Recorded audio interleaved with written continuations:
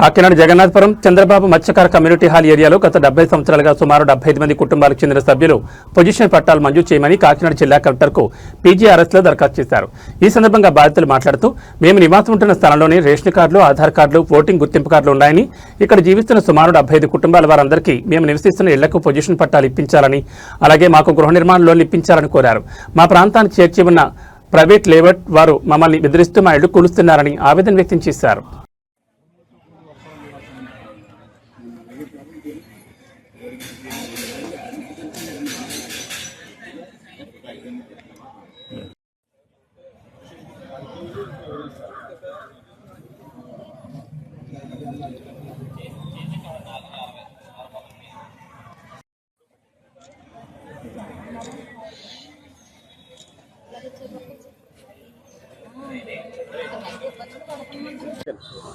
అందరికీ నమస్కారం అండి. ఈ రోజున కాకినాడ జగన్నాథపురం ఎంబేసం చారిటీస్ వద్ద గల చంద్రబాబు కళ్యాణ మండపం చేర్చి ఉన్న ఇళ్ల స్థలాల ఇక్కడ వాళ్ళందరూ కూడా రావడం జరిగింది. వీరందరూ కూడా చాలా నిరుపేదలు, బడుగు బలహీన వర్గాలకు చెందిన వారు. వీరందరూ కూడా కూలి పని చేసి జీవించేవారు. అక్కడ గత 70 సంవత్సరాలుగా ఇల్లు కట్టుకుని జీవిస్తున్నారు. అక్కడే వీళ్ళందరూ కూడా ఆధార్ కార్డులు, రేషన్ కార్డులు, ఓటర్ కార్డులు అన్నీ కూడా అక్కడ ఉన్నాయి. ప్రభుత్వం మంజూరు చేసింది. అయితే ఈ మధ్యకాలంలో కొంతమంది దళారులు అక్కడ ఏర్పడి వీళ్ళని ఏదో రకంగా ఇల్లు ఖాళీ చేయించి ఆ స్థలాలను కబ్జా చేయాలని వీళ్ళు బెదిరింపులు గురి చేస్తుంటే ఈ మధ్యకాలంలో ఎస్టీ కులానికి చెందిన ఒక ఆమెను కూడా అర్ధరాత్రి పూట వచ్చి గొడవ చేస్తే వారు కాకినాడ 1 టౌన్లో కూడా కంప్లైంట్ ఇవ్వడం జరిగింది. 1 టౌన్ పోలీసులు కనీసం వారిని అవతలను పిలకుండా ఇంతవరకు కూడా ఎటువంటి చర్యలు తీసుకోకుండా, ఏ కేసు నమోదు చేయకుండా ఇచ్చేస్తున్నారు తప్ప వారికి ఎటువంటి న్యాయం జరగలేదు. అందుకని ఈ రోజున కాకినాడ కలెక్టర్ ఆఫీస్కి కలెక్టర్ గారిని కలవడానికని వచ్చాం. కలెక్టర్ గారికి 70 సంవత్సరాలుగా నివసిస్తున్నందుకు గాను అక్కడ పట్టాలు మంజూరు చేయాలని, వారికి గృహ నిర్మాణం సంస్థ ద్వారా లోన్లు ఇప్పిస్తే ఇల్లు కట్టుకుని సొంతంగా జీవిస్తామని చెప్పి కలెక్టర్ గారికి ఈ రోజున కంప్లైంట్ ఇవ్వడం జరిగింది. కలెక్టర్ గారు సానుకూలంగా స్పందించారు. ముఖ్యంగా ఏంటంటే వీరందరూ కూడా కాకినాడ సిటీ శాసనసభ్యులు కొండబాబు గారు వీరందరికీ వెన్నుదన్నుగా నుంచి ఉన్నారు. అందుచేత వీరందరికీ త్వరితగతిన పట్టాలు మంజూరు చేసి హౌసింగ్ లోన్లు ఇవ్వాలని చెప్పేసి మేము విన్నవించుకుంటున్నాం. నా పేరు వాసంచెట్టి రాజేశ్వరరావు, కాకినాడ. Thank you. దాదాపు అక్కడ 70 కుటుంబాల వరకు ఉన్నాయండి. 70 కుటుంబాలు ఉన్నాయి అక్కడ. నా పేరు వాసంచెట్టి రాజేశ్వరరావు, కాకినాడ. అందరికీ నమస్కారం అండి. నా పేరు మాస్కరి దేవి అండి. మేము కాకినాడ కొమలవారి వీధి వెనక భాగంలో ఉంటున్నామండి.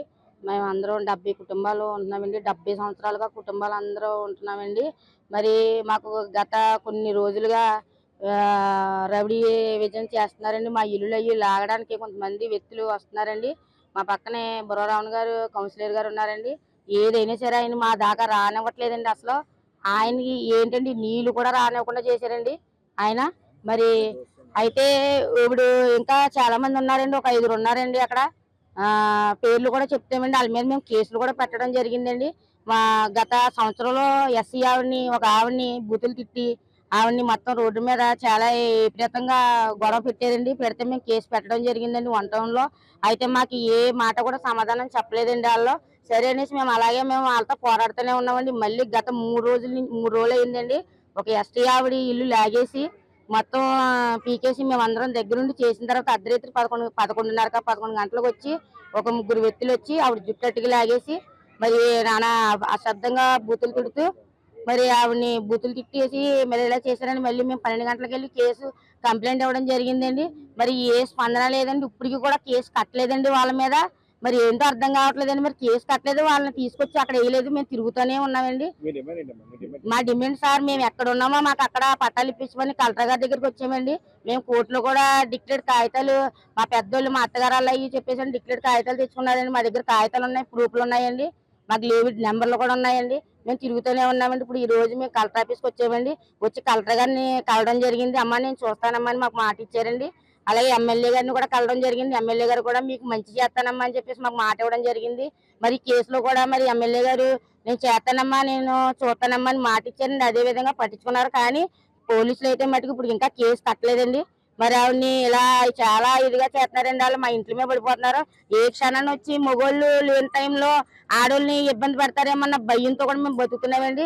దయచేసి మీ మీడియా వాళ్ళందరూ సహాయం చేయాలండి. మరి అలాగే మాకు భయం వేస్తుందండి. మా డిమాండ్స్ ఏంటంటే మాకు ఎక్కడ పట్టాలు ఇప్పించి మరి అందరూ సహాయం చేసి మా ఎక్కడున్న 70-60 ఇల్లులకు కూడా మరి పట్టాలు రప్పించమని, మాకు లోన్లు ఇప్పించమని మరి మేము కోరుకుంటున్నామండి.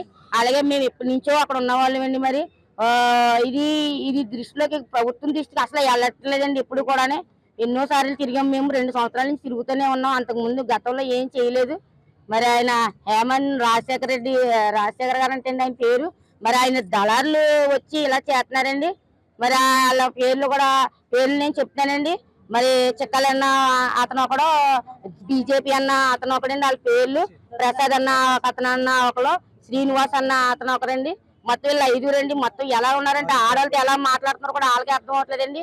మరి దయచేసి ప్రభుత్వాన్ని చెప్తానండి, వాళ్ళని కొంచెం తీసుకొచ్చి వాళ్ళకి ఏదైనా కొంచెం భయం చెప్పి మా మీదకి రాకుండా కొంచెం రక్షణ కల్పిస్తారని మేము కోరుకుంటున్నాం. కానీ ఎస్సీ ఎస్టీ వాళ్ళకే మా గిరిజనులకే మాకు న్యాయం జరగకపోతే ఇంకా మిగతా వాళ్ళకి ఏం న్యాయం జరుగుతుందో మాకు అర్థం కావట్లేదు ఈ ప్రభుత్వంలో. మరి దయచేసి మీ వీడియో వాళ్ళు అందరూ కూడా సహకారం చేసి మీరు అందరూ కూడా మాకు హెల్ప్ చేస్తారని మేము కోరుకుంటున్నామండి. దయచేసి మాకు ఎక్కడ ఉన్న వాళ్ళకి అక్కడ ఇల్లు కల్పించమని, ఈ విషయం కొనంతా గవర్నమెంట్ మొత్తం అందరికీ చేరనివ్వాలని మేము కోరుకుంటున్నామండి. అలాగే మాకు ఈ సార్ కూడా మాకు ఎంతో హెల్ప్ చేశారండి. మా అమ్మ మేము చూస్తానమ్మా, నేను తీసుకెళ్తాను, ఈ రోజు ఇక్కడ తీసుకురావడం జరిగింది సార్. మరి మీ అందరినీ కోరుకుంటున్నాను. మరి చాలా thank you. Veerakrishna, Jayaramaraopeta, MSN charities, Jagannathapuram, పాములవారి స్ట్రీట్ వెనకతలో ఉన్న ఒక లేఅవుట్ స్టేట్ లో మేము పక్కనే ఉంటున్నామండి. కొంతలో గత 70 సంవత్సరాల నుండి మా కుటుంబాలన్నీ కూడా అక్కడే ఉంటున్నాయి. అప్పటి నుండి ఇప్పుడు దాకా ఎటువంటి ప్రాబ్లం లేదు. 1986లో కోర్టుకి వెళ్ళడం జరిగింది మా పెద్దలు.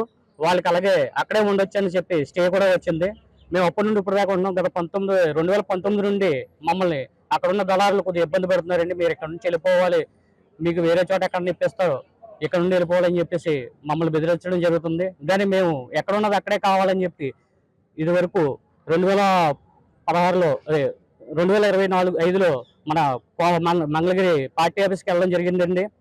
చంద్రబాబు నాయుడు గారి దగ్గరికి కానీ, పవన్ కళ్యాణ్ గారి దగ్గరికి కానీ, అలాగే కలెక్టర్ ఆఫీస్కి కూడా మేము చాలాసార్లు ఫిర్యాదులు ఇచ్చాం. కానీ ఎటువంటి స్పందన మాకు రాలేదు.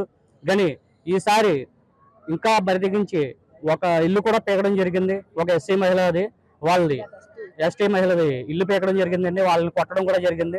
కానీ మేము ఏమనుకుంటామంటే మాకు ఎక్కడున్నాయి అక్కడే పట్టాలు ఇప్పించమని చెప్పి కలెక్టర్ గారిని కలవడం జరిగింది. చాలా సానుకూలంగా మాకు స్పందించారు. అలాగే ఎమ్మెల్యే గారి దగ్గరికి కూడా వెళ్ళామండి. ఎమ్మెల్యే గారు కూడా మాకు చాలా సానుకూలంగా స్పందించారు. మాకు ఎక్కడ ఉన్నాయి అక్కడే పట్టాలు ఇప్పించమని. మాకు ఎటువంటి వసతి గట్టలేదు, మెయిన్ రోడ్లు లేవు, కాలువలు లేవు, అసలు వాటర్ పైప్ లైన్స్ కానీ ఏమీ లేవు. మా డ్రైనేజ్ వాటర్ కూడా మేమే చేతులతో తీసుకొని వేయడం జరుగుతుంది. అందువల్ల ఈ ప్రభుత్వం ఎలాగైనా సరే ఇది చంద్రబాబు నాయుడు గారి దగ్గర కానీ, పవన్ కళ్యాణ్ గారి దగ్గర చేర్చి మాకు సానుకూలంగా మా పట్టాలు మాకు మంజూరు చేయమని చెప్పేసి కోరడం జరుగుతుంది సార్. నమస్తే.